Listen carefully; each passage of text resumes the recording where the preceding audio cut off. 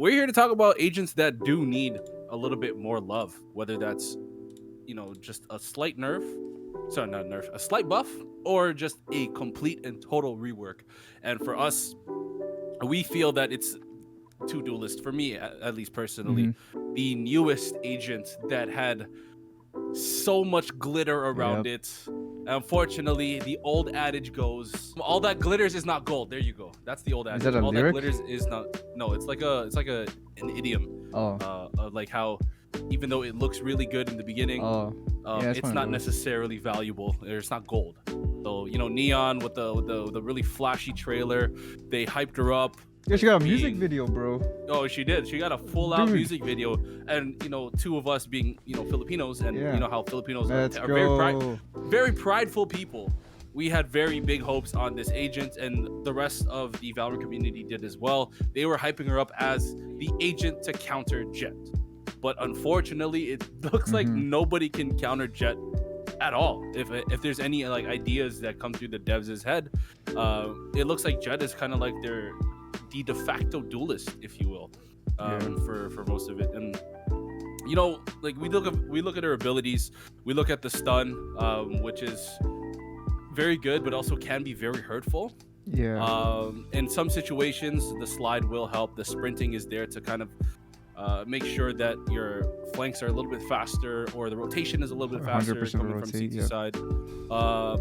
But the ultimate, even though there's no recoil on the ult, the range is really bad. The damage is not so good, and I mean, if you're in the higher echelon of elo, you won't get clapped by it. Yeah, your tracking is a lot better than the average Joe playing the game. If you're like, I guess iron to silver lobbies, the tracking isn't as crisp as these pros and their crosshair placement.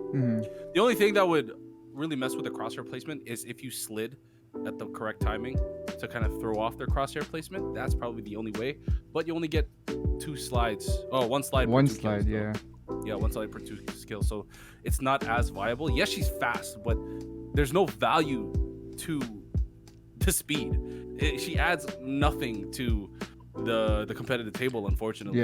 And she's not even instant too. You know how Jett, like, if you can try to hit a one tap or just one shot op shot, and then you can dash. At least that works for her. Her run too is an activate. She goes, let's go, and in that split 0.5 seconds, like every second counts, and in that split 0.5 seconds, to your point, like that run is not going to be as useful unless you press E on a dash, and then that's instant, right? So exactly, especially if nowadays your opponents are getting stimmed like literally every 5 seconds. It's just that little buffer time of that little 0.5 milliseconds could be the whole difference in the world. Literally. But I mean, she looked decent at the very beginning, especially in competitive play. The only person to notably really use her to that extent would be Campeki from Accru. He put up some really solid performances on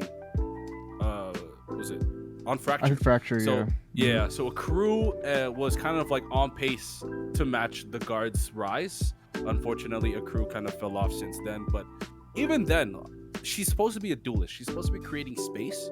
Most of Campeki's impact with Neon came on the CT side.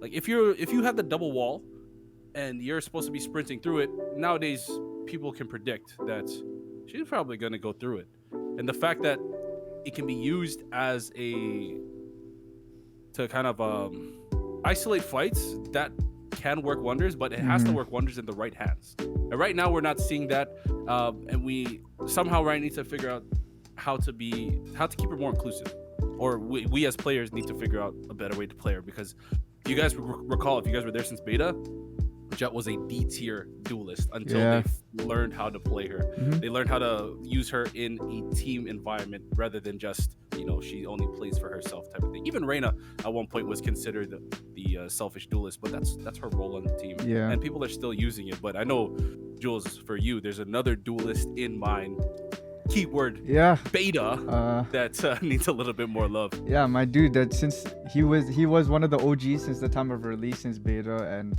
actually the very first agent I ever tried in this game of Valorant was Sova. I think Sova was easy to pick up, but then I was like, yo, who's this Phoenix guy? He looks cool, and he's throwing fire, and like, you know, just out of pure aesthetic, he was cool. So I picked him up, and that was my main for most of beta, and then the first couple acts, and then I picked up Omen eventually. But Phoenix, one guy since the beginning of this game has yet to get a change or a rework. I mean, he got a rework when his flashes at one point used to be 100 credits, and now they're 200. But besides the credits, like his abilities, they all still do the same. And that guy is someone that needs a lot of love. I think since the beginning of the game, everyone has learned how to play against him. You know, his flash is super useless compared to like your Skye, which can activate on a button, or Reyna, which is like a whole eye in the sky and a blind, and then Omen is like an AoE type of blind.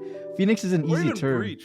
Yeah, breach. Somehow breach is so hard to. It's because it gets fast and it's on an angle. At least Phoenix it kind of pops in front of you. You know, like the breach, it'll hit a corner, and then you won't know which corner is gonna hit. So you if you turn from it, you might turn into it sometimes. And it's happened to the both of us, definitely.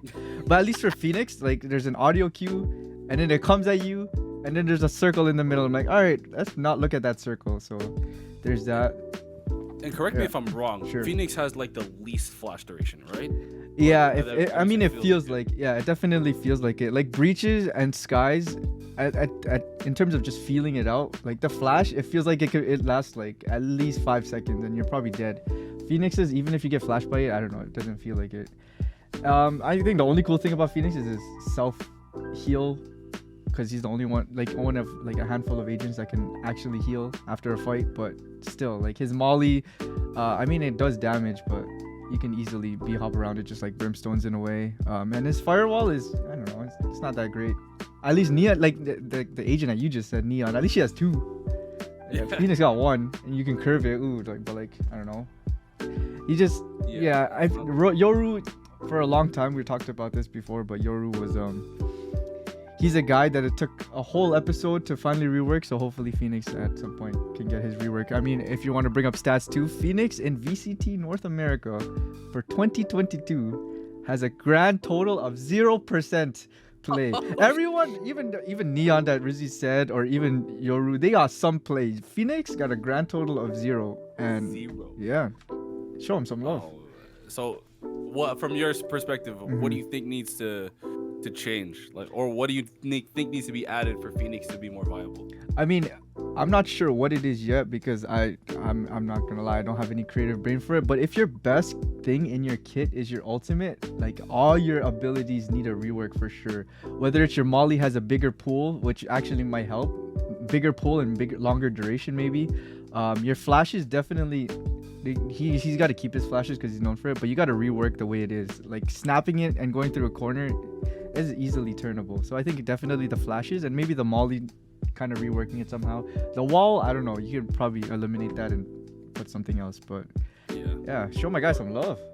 Yeah, or maybe like add some damage to the wall, like Vipers, or a lot of people were saying this online. Okay.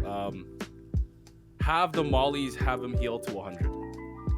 That might be, as opposed to just like a set amount of like plus 50 or whatever. Yeah, okay. Have them heal to 100, whether how fast or whatever the duration is.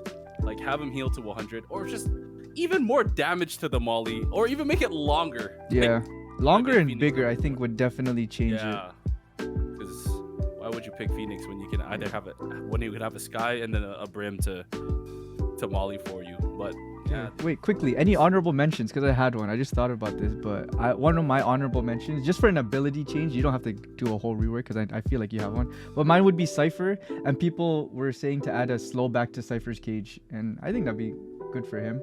The cage, not the wire, but I think that'd be like cool. back in beta days. Yeah, because him as a sentinel, as opposed to his counterparts, obviously his pick rate also isn't as high compared to your KJs and your that's true. Your what's the other guy's name? Oh, Chamber. So Chamber. Yeah. I don't really have any honorable mentions, honestly. Maybe as Sage being one of her mains, maybe bring back a little bit more of a distance with casting the wall. Or like we said with Phoenix, have her heal go back to 100. Yeah, back then it didn't feel as OP, but after the nerf, it definitely felt like a hindrance that like she only gets like what +60 or +65 or whatever the number is. So Yeah, that's a good point. I never thought about that either.